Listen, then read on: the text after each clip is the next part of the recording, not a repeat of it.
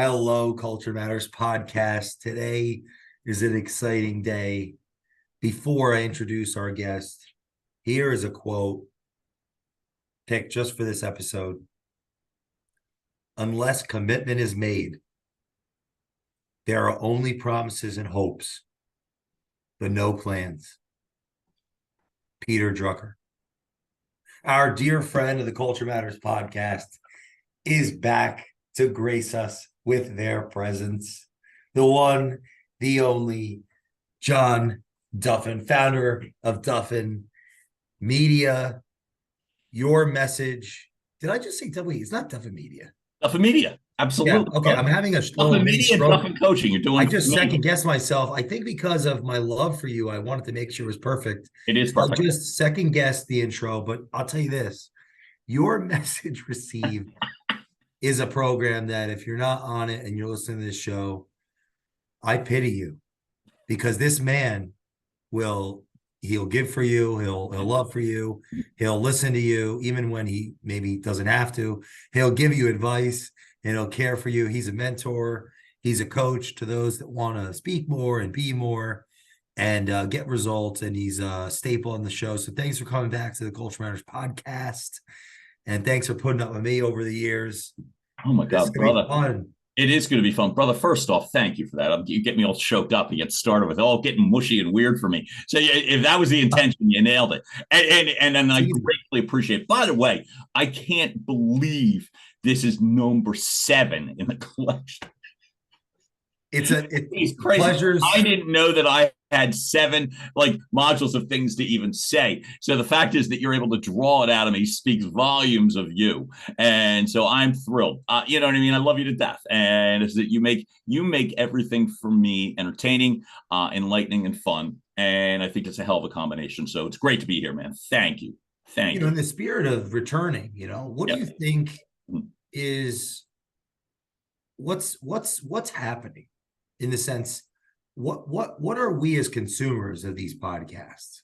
Mm-hmm. What are we getting from these conversations, these real conversations that are happening? I ask because I believe you listen to podcasts as well. I listen to podcasts. Our listeners listen to podcasts. What are we getting? What's happening? What are your thoughts on it? I love that. So here's my hope anyway, in terms of what anyone is getting, what I seek. Maybe I'll try it that way. What I typically seek is some sort of a practical solution. And even in a longer form version of a podcast, ultimately, I want something that I can take away and utilize sooner rather than later. And when I'm listening, what I'm hoping to get, what I hope to share typically is if you can walk away with one thing to be like, oh, that's interesting, maybe I'll try that. Just that simple. And the sense is maybe I'll finish the thought. Maybe I'll try that now. Maybe I'll try that this afternoon. Maybe I'll try that tomorrow. My hope is that, and not maybe I'll try that someday, or maybe I'll try in January. That's to me what I typically seek, and what I'm typically hoping to share is something practical, usable. And if it makes your day go a little bit stronger, if it makes your next important communication go a little bit better, if it makes it a little bit more productive, then great. Then that's what I'm typically listening for. What can I do right now to help myself? You help people with presentation, how they show up audibly. What's the fears of going on podcasts that people have? That they don't. Number one, here's what I've heard. I'll just tell you what I've actually heard, which is they don't have anything valuable to say. Number one, which is most often wrong. Number two, they don't know how to properly articulate it. Number two, not speech, but just can they get out? This is what I do, and this is how I do it, and this is how it can help you. Those 3 things. This is what I do. This is how I can help. And this is what you'll get from it. Can you do that? And I can relate because I couldn't either in the first sense. One of the things that I've really come to learn and have leaned into my past experience is to make certain that the conclusion of a conversation has a point. And it's a point that matters to the other person. If it matters to you, that's one thing. That's fine. But it really just has to matter to the other person. Do you think it benefits people to go on podcasts? Yeah, I do. Why? Well, if you want to take the most base level of why, it's practice.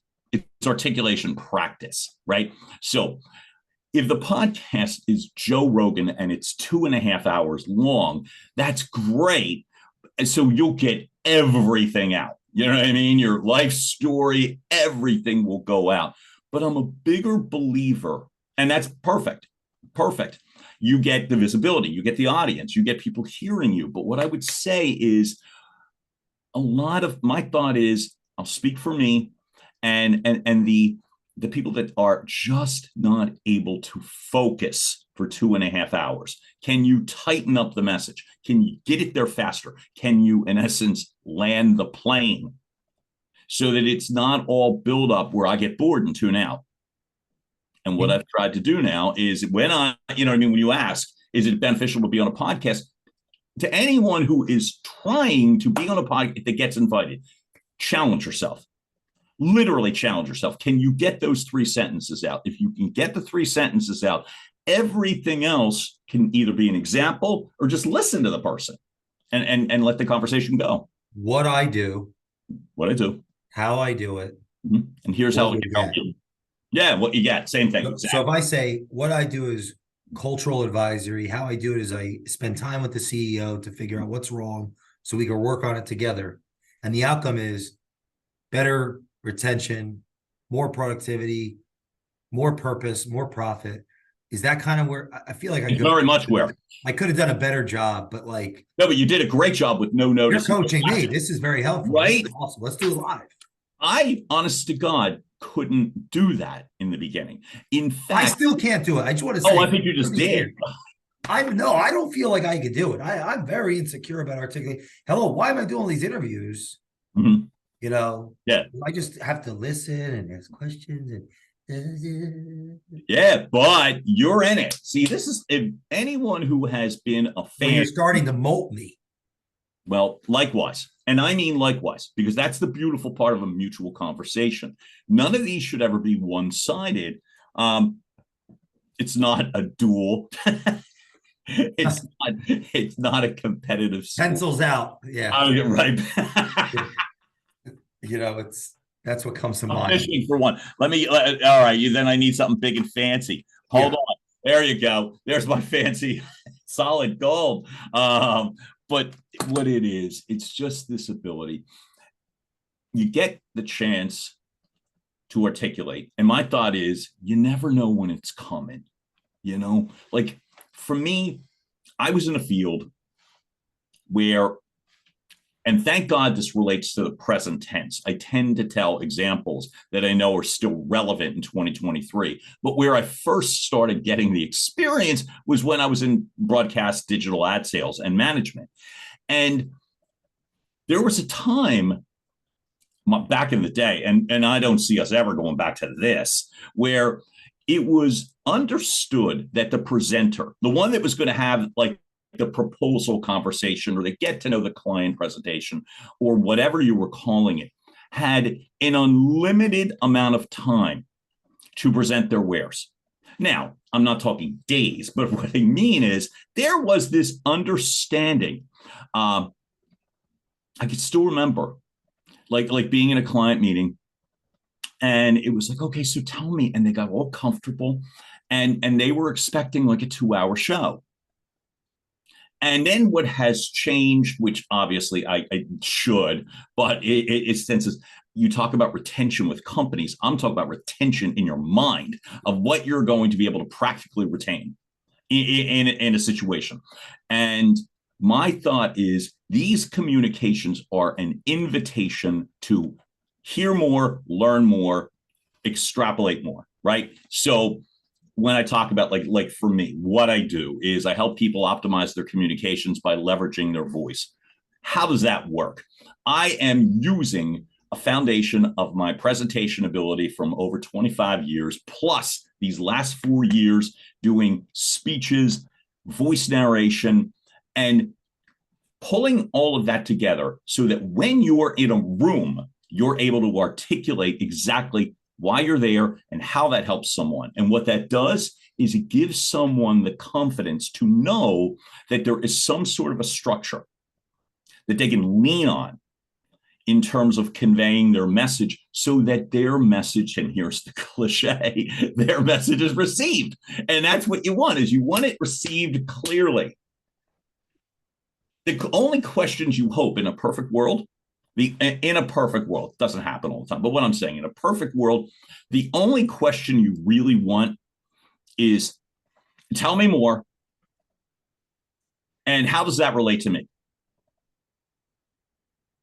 What that you can do for me. They're really the ideal questions, because then they're like, all right, air out. Go ahead, air out some. I want to hear more. I was just at a presentation by a gentleman by the name of Scott Einbinder and Josh Buckner, who is a mutual friend of both of ours, who we love to death, by the way. And I'll speak about this episode. Right. As I love him to death. And Jay has interviewed Josh at least a couple of times, and it was how I started to get to know Josh. So why I bring that up is Scott brought up a term that was called permission to communicate. Josh is episode 182 for anyone listening to this. Thank you for that. And as I said again, and Josh is one of my heroes, like Jay. But I got to know both of them literally from a podcast they both did together, and a prior Culture Matters podcast. So I'm at the event and Scott's talking about permission to communicate. So I'm stealing the terminology from Scott. But what I can tell you is my experience allowed me to relate to that in a heartbeat, which is, you don't have the right to meander and prattle on and on and on about you and what you do. You don't have the right, because people's mind can't, sad, and that includes me, I'm not pointing fingers, can't handle all that. They don't want an hour set up. They don't want, it's like, hey, you've ever been stuck? You haven't gotten the promotion. You're worried about losing your job. You know what I mean? In these, like, if it's a year end or a beginning of the year, we've got to get rid of headcount. Are you worried about that? Have you caught yourself freezing in terms of speaking? Have you felt yourself lost? Do you feel yourself not being heard or respected? Or worse, ignored? So how can you alleviate it? Well, you would, like, God almighty, my answer's 30 minutes long and I'm talking about getting to the point. But oh, the irony. Podcasts help, but do podcasts help? It's practice. What the hell do you do? How do you do it? And how can it help somebody? I think you not only got to the point, you remade the point multiple times, for as any good teacher would. Thank you. For our audience, including me, because I'm listening deeply, taking notes to understand. I have had some deep realizations, my friend, in this clarification you just made, which is, I circled it. So I'm going to share. I need to fire myself from sales. I just realized, like, oh my God, this is why I'm friends with John Duffin. His company is called Your Message Received. Well, actually, thank you, buddy. And I didn't mean to step in. My company is called Duffin Coaching, part of Duffin Media, Duffin Coaching. No, but like, that's what speaks to me. Your message received. Correct. Your message received. So yes, not literally. Get your message received. It's where it came from. To me. Yeah. Because of how poorly my message has been received. Oh, good. Meaning, Lord. like, I don't see that at all. That is totally what and I'm like, oh my gosh. Well, put it all here. It makes you feel any better. Everybody can improve. Everyone can tighten up. And one of the things that I do to try to help is just give somebody the comfort of knowing that this is not necessarily a back to school conversation. All right. That this is not necessarily now you've got to take a 4-year. It isn't. It just isn't.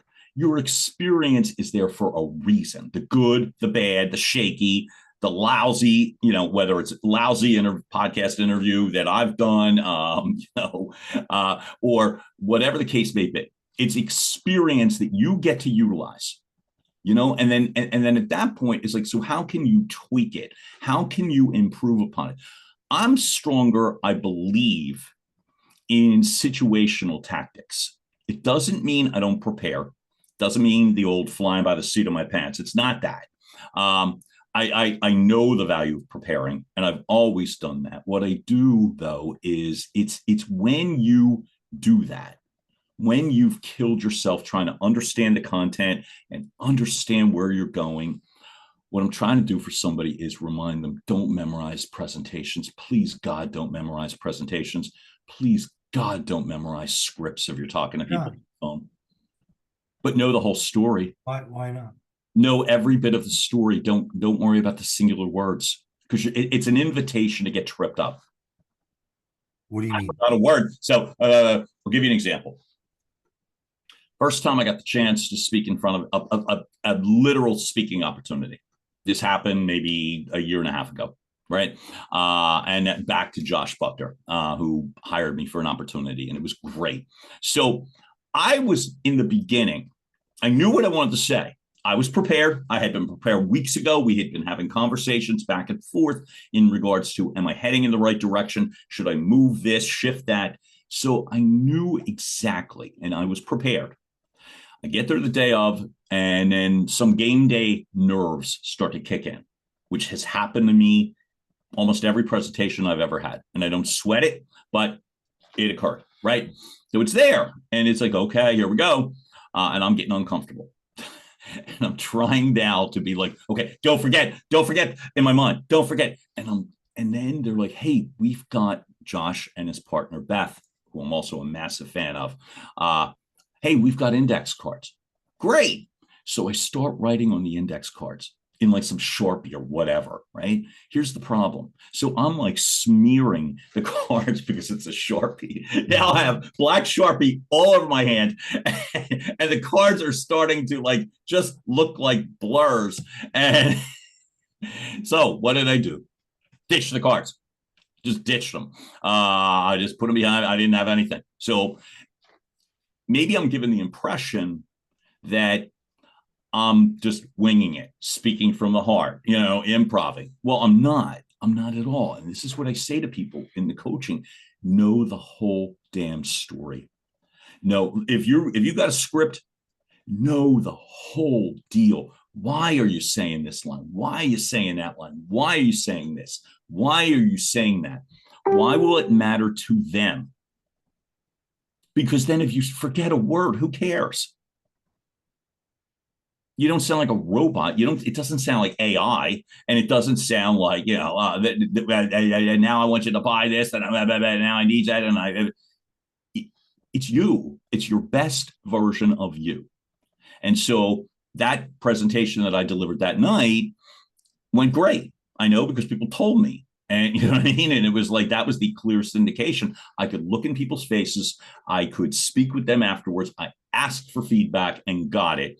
And I still get choked up by that, because it's like, that was like such a powerful opportunity that put it this way, an unmerited gift. And then what I came to learn was you don't drop those balls. You just don't. But that memorizing and needing to read your slides out loud, or do the script word for word, or read the script. Sorry, I looked away. But, okay, now I need you to, it's like, don't. Take some time to prepare. Be a pro. Take some time to prepare. Get the point of the story, and then talk to people. How do you prepare? Yeah. So number one, I really invest hard, and this could be speaking with a potential client, that could be speaking on a podcast. I want to know, number one, what is asked or expected of me.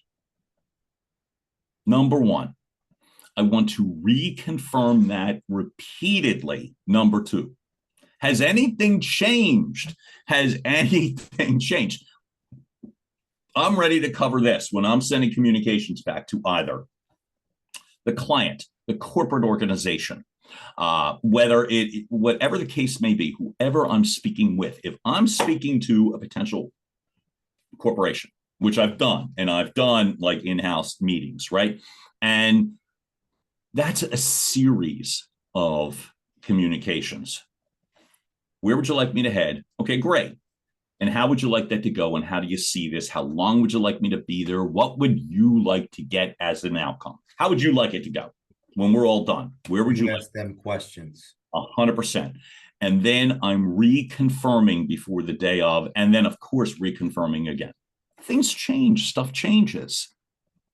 You know, if they've solved the problem already that you're going to speak about, and you come in and just start talking about some past tense, you don't want to come off like a dinosaur or something like, hey, remember when we did this? And like, I don't care. I've moved on to my next crisis. You know, I can't keep people in the company.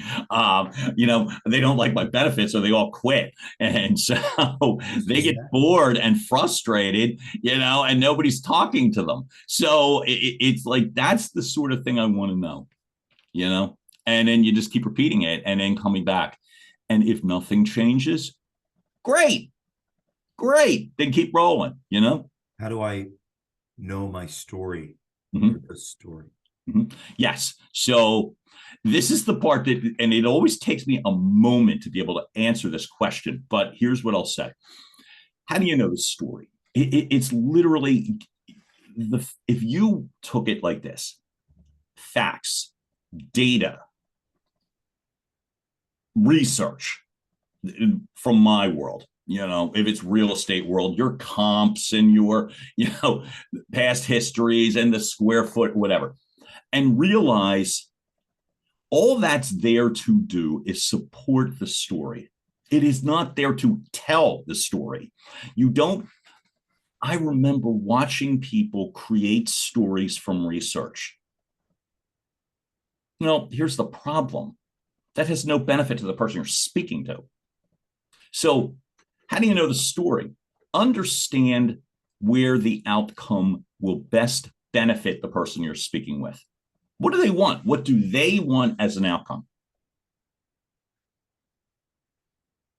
If you're going into, like I said, you're presenting as a salesperson, or as you're the executive sales leader and you're speaking to your salespeople, the outcome is not close the deal. The outcome is not hit your 2024 goals. That is your issue, not theirs. Why are they allowing you to show up? Stealing that expression again. Why are they giving you a permission to communicate? Why are they letting you show up? Right? There has to be some sort of an agreement. Hey, come on in Tuesday at 10. Well, there's your foundation. I'm coming because it's never because they have nothing to do and they need to fill an hour because they're bored. You know what I mean? It's like if they with respect for time and intelligence and purpose. Okay, great. You want me to cover blah, blah, blah, blah, blah. Here's how I see it. You can take the lead. You're allowed. You know, here's how I see this going. But more importantly, I'd rather know, am I heading in the right direction? How do you see this going? What I'm saying is help the person. Don't dump it on them like a whiteboard and say, you know, fill in all the blanks for me. You know, hey, here's how I see this. This is where I'd like to head. Am I heading in the right direction? Do you see it that way? Oh, no. Okay, great. How would you like me to go? You're covering so much territory with a couple of basic questions so that you're not going in there like the typical salesperson whose goal is to make sure they hit their number so they don't get booted in the next headcount thing, or they're, you know, or that maybe they, who cares? That's your deal. So it's like, it ain't theirs, because ultimately what you're trying to find is the old cliche, it only matters if it matters to them. Personal favorite of mine. I think I made it up, but I don't know that. But I don't have I guess I could Google it, but that seems like a lot of time. But but if it only matters if it matters to them, well, then the good news is, okay, great, help them a little bit in the pre-call prep, and then do your homework. Do your damn homework. Now you know where you're headed or where they'd like it to go. Now, facts, data, research, comps, right? They're going to support your story, but you're telling a story not like a fairy tale. You're telling the story because you have some sense of direction as to where you're going to land. We need help with X. The story comes before the data. Yeah. Not the data overwhelming the story. Right. Or worse, creating. My data says, we used to do this like at one of the last broadcast companies I worked with. It was one of the things, and they were great to me, so I'm not pointing fingers, but I can tell you this. We led with the research. I've been in presentations where we bludgeoned people with data, thinking that'll crack them. 900 graphs and charts and flow charts and pivot tables and case studies and blah, blah, blah, that ultimately got to the end of the most basic. And then you would conclude, and that's why you should buy my company. What? Why do I care about buying your company or buying your television advertising? Why would I care? So take the basic amount of time, number one, to help the other person, the client, the company, the audience, the person who's either paying you or allowing it. Make them look good. Here's where I'd like to go. Where would you like me to go? It's much easier for somebody to answer that question because it's not as much work for them. You know what I mean? You're trying to make it easier. Okay, great. All right, cool. I'm in the right direction. I'm thinking I can come in with this and this and this. Am I leaving anything out? What would you think are the biggest problems? You know what I mean? They'll tell you. What power comes from sharing and then digging? Yes, always.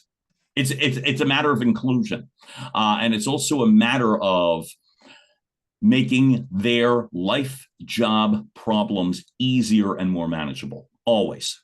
So ultimately, giving people lengthy to-dos ain't helping anybody. Shoving your data and research down people's throats ain't helping anybody.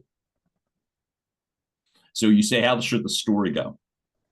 It should go in a legitimate, logical sequence of, okay, here's what you told me. This is, to me, is a great, somebody taught me this, and I love this framework. So here's what you told me. So I had these thoughts. Remember those three basic questions? So here's why I love that you brought me in here because you wanted me to talk about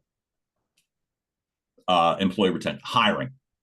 We can't hire anybody any good, or our salespeople just aren't selling. Oh, okay, got it. So that's what you're bringing me in to help them communicate and articulate. Great. That's why I'm here today. I appreciate the fact you're allowing me to do this. So where I'd like to head today is this. I want to make sure that I'm understanding you properly. I want to make sure that, I'm going to show you a couple of examples of things that I've either observed or I have actively done. And then it's like, here's how I believe I can help in regards to a few top line solutions. 2, 3 top line solutions that can help you with this. Demonstrate how they will help them with that. And then always encourage feedback, always, during. You don't want this to be a monologue. Where do you think I go wrong? Well, first off, I don't. So I don't think you go wrong at all. I mean, John, I got I'm biased, but I love you to death. And I feel like what you do is genius. So, but here's what I'll say. I don't see anything wrong, but I think any top tier professional can tighten up. I have to tighten up. I've had to. I had people say to me, this was maybe a couple years ago. I was posting, I still do post on social media pretty aggressively, right? The whole point of that is to articulate better what I do.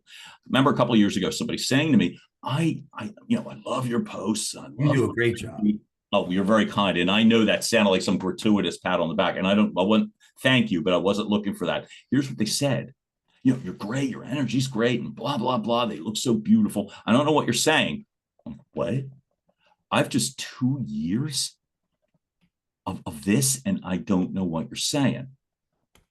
Right? Well, here's the problem. He's right.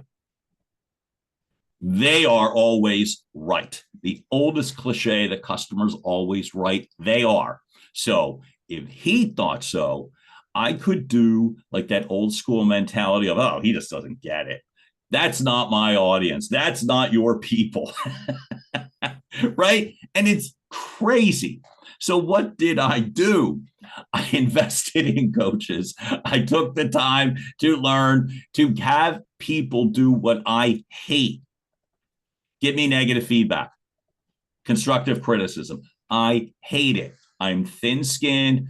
I get my feelings hurt. I get sad. But here's what I also do. I dust off and get the hell up and fix it.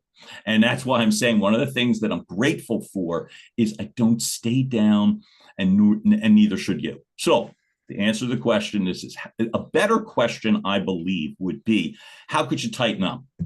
Because remember, everybody can tighten up. So how can I tighten up, right? Remember that in your mind, you don't have to have the conclusion. In fact, don't. You should just have a desired outcome that you've already had some sort of agreement with whoever you're speaking with, the CEO, the CIO, the board, whoever it happens to be. Again, it's the easiest way to say it. Whoever's paying you, have an agreement with them. Here's where I'm looking ahead. You cool? Great. Okay. So always start there. Jay, one of the things you've taught me, which is so brilliant, is your incredible ability to listen. So keep using it, because they will step in and you will know if you are headed in a new surprise direction. No. Turn right. Oh, okay. What? Oh, I thought we were, okay, great. Well, you turn right.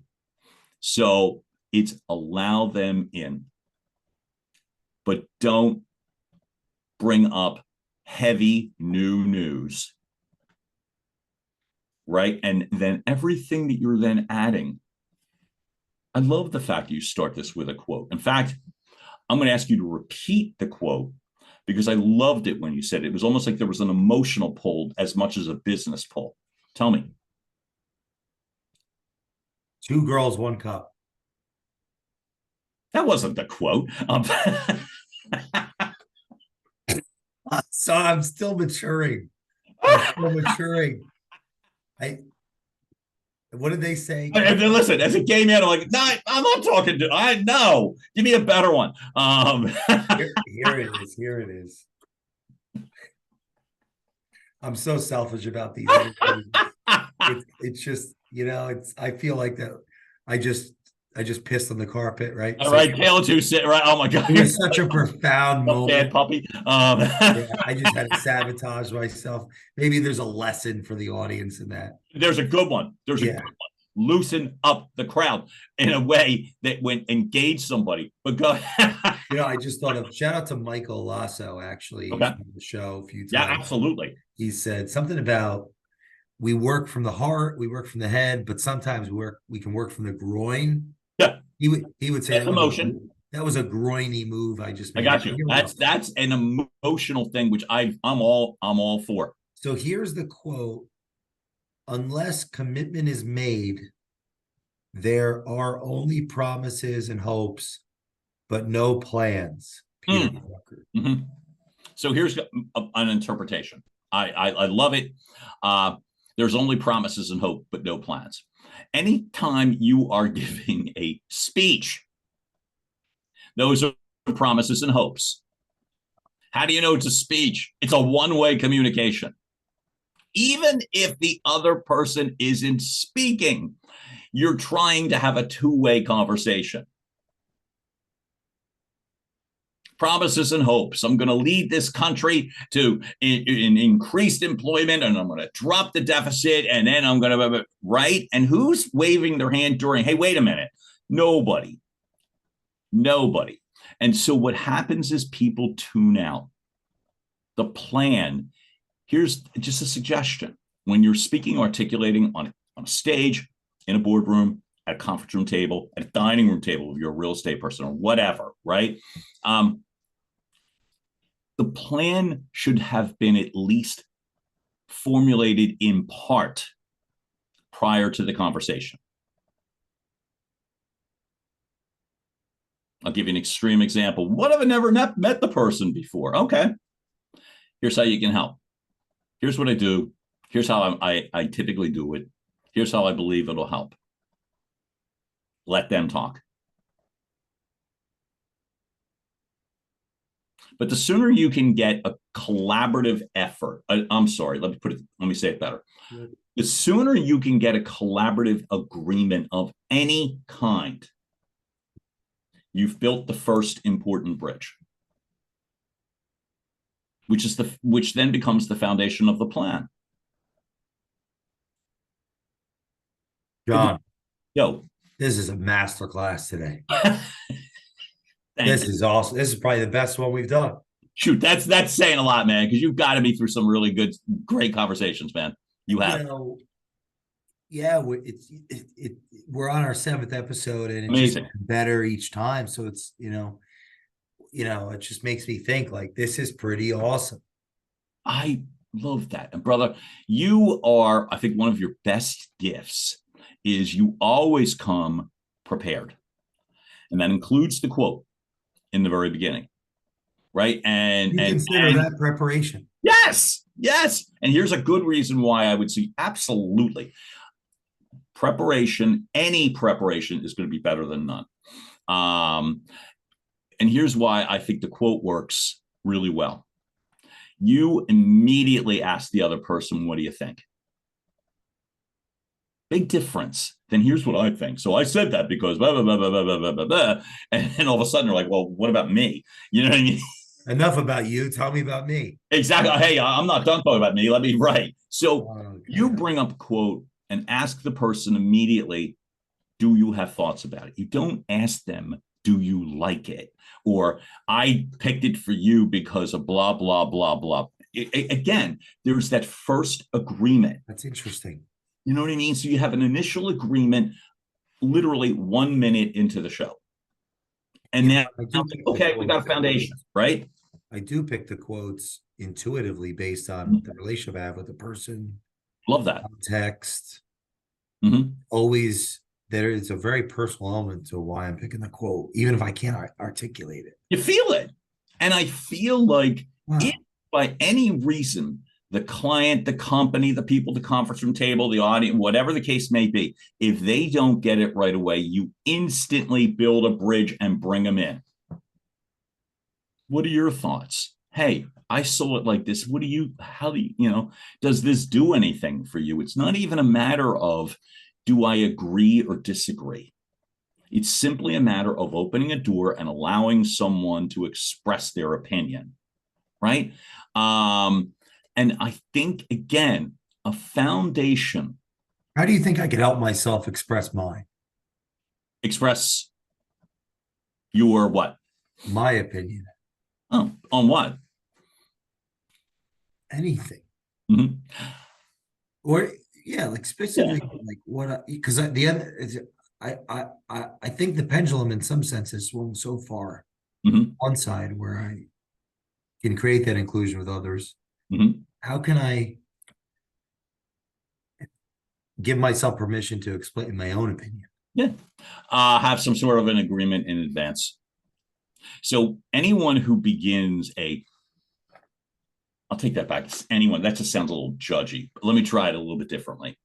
When someone leads with, well, here's what I think about, that is immediately off-putting to me. It's just me. I'm only speaking for me.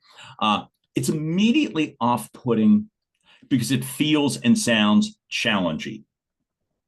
Do you have to lead with an opinion? is my question. And most often the answer is no. You're allowed to express your opinions. You have every right to, but can't, if you, have you ever seen, I'm going to put it in a way away from an opinion and use an exact same example. Have you ever been a part of a sales presentation, whether you were a part of a panel or whether it was you at the boardroom or whatever, right? And someone comes in and they're just selling.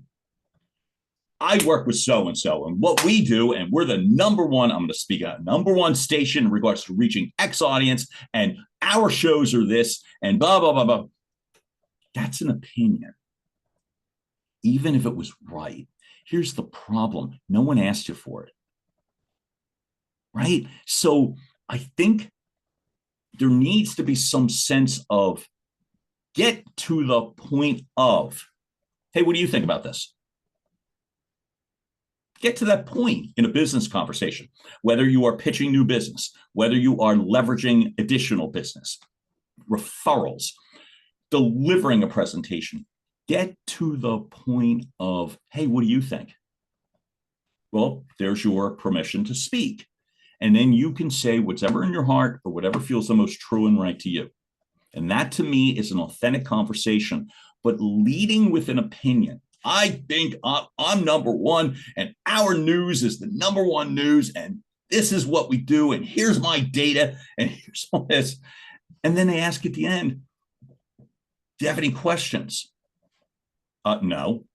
Because I'm bored out of my mind because this has nothing to do with me. I now don't want to hear your opinion on gun control. I don't want to hear your opinion on anything because you haven't included me. Include the person. That's all. And make it easy. Don't make it a science project. You know? And that's what I was going to say. So I think everyone has the fundamental right to think and believe whatever they want to think and believe. Professionally and personally. We'll keep it closer to business. Any way you want, right? But I would love it if there was some fundamental agreement that happened first. Let me give you one more example from a personal side, right? I'm going to leave you and me out of this conversation specifically. I'm going to go to a more recent conversation that I just had yesterday. So recent enough, right? So yesterday afternoon, talking to a few people that I've never spoken to before. We're at a sports event. And I don't know the person, but here was the first fundamental agreement that occurred in about 30 seconds. And we both kind of realized it just in the way when you speak to somebody, it's like, oh, he seems cool. That's an agreement. So now you're in a slightly better place.